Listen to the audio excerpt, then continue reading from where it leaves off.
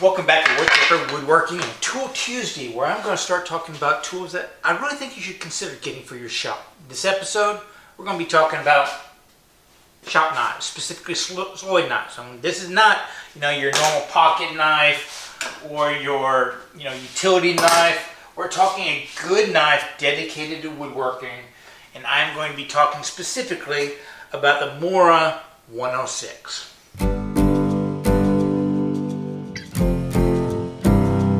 Now this is what we call a Sloyd knife nowadays. Granted, it's not the original design, but so many people have called it that one that's now its name, this category.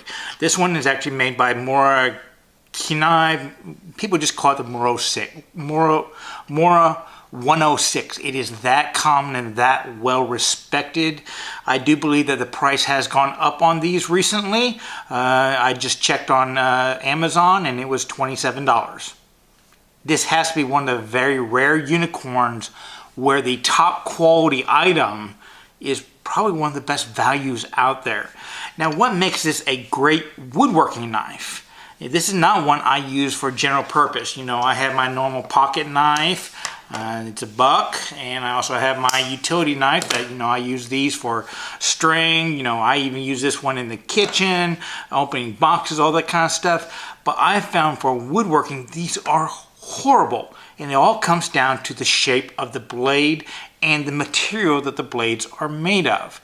These are great, long-lasting utility knives, but for woodworking, not so good. Now, a lot of blades, you have your bevel coming down the edges, and then you have the thicker back portion that's somewhat straighter. And many knives, they will actually put a little hollow right here, and that is so it is easier to sharpen.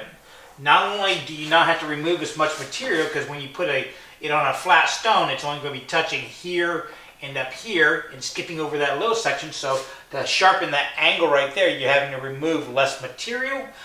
But a lot of times it's aid to find the angle. So what you do is you put your stone down there, and all you do is you lift it up ever so slightly to figure out what angle you have right here. The problem with that is that magnifying it in a little bit more, you end up with the tip of the blade that comes across right here.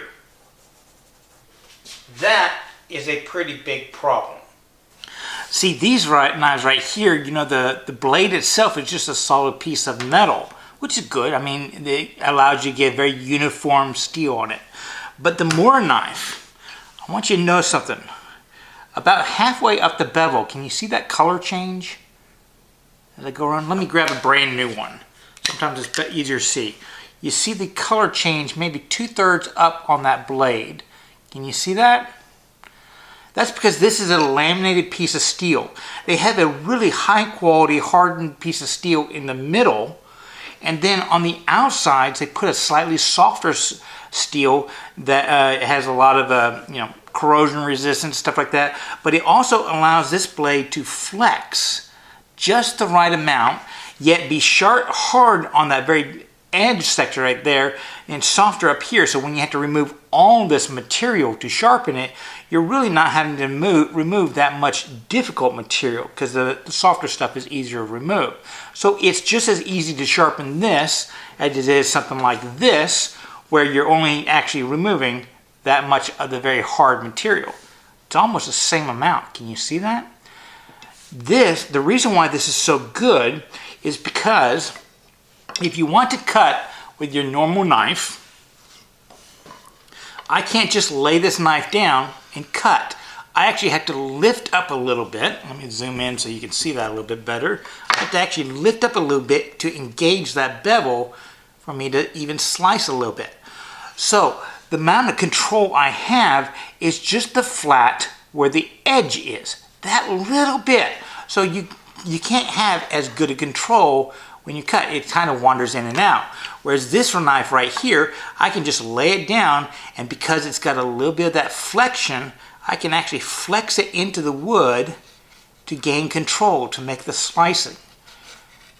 So it's the fact that I can use this bevel as my cutting surface, which makes it so nice for a lot of different styles of woodworking.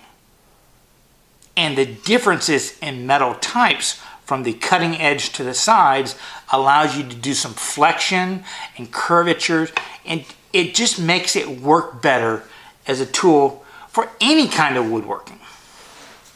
Seriously, I mean, Sloyd knives are kind of falling into that carving niche, especially with spoon carving, stuff like that. This is where I learned about it, is in spoon carving from Robin Wood. But I find that I keep it right here at my workbench, and I am constantly using this one. You know, you get a wood tool that has a little nick or a splinter on it, real quickly, just shave off the splinter, come back through, I'm back to work. How many of y'all have used a power router with a little bearing to do roundovers, and then you get to that corner where it can't get into it? What do? You come over here, you grab the knife, you put it on the bevel, you just cut, and because it has that flat on it, you can shave it down to get the shape just right, and then a little sandpaper, you blend it in perfectly. I mean, the amount of times I pick this thing up in just about any kind of woodworking I do, in wood bowl turning, I'll use this knife right here to get the little nib off the bottom of the bowls, that kind of stuff. I know people that actually chip carve with them. They'll actually cut down the tip a little bit so it doesn't break off, and you can move it into it.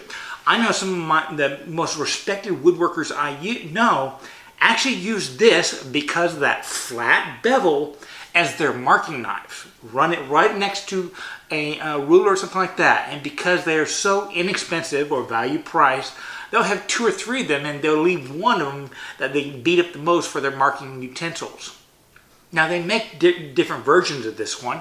This one, as I said, is a 106. They also make a 120, which for most shop people, they probably prefer it. It's a little bit shorter of a blade.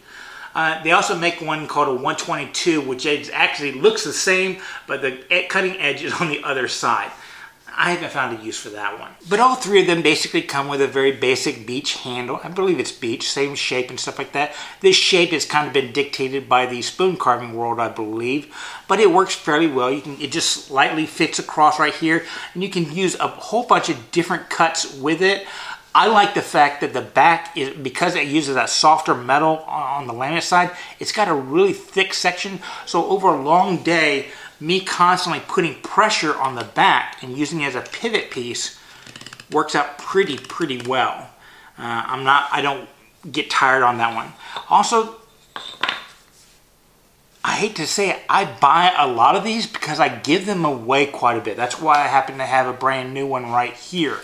It's one of those things that when people get into woodworking, this is a great first tool to give them as a kind of a heirloom gift for their craft, because it's something that they will use no matter what branch of woodworking it is.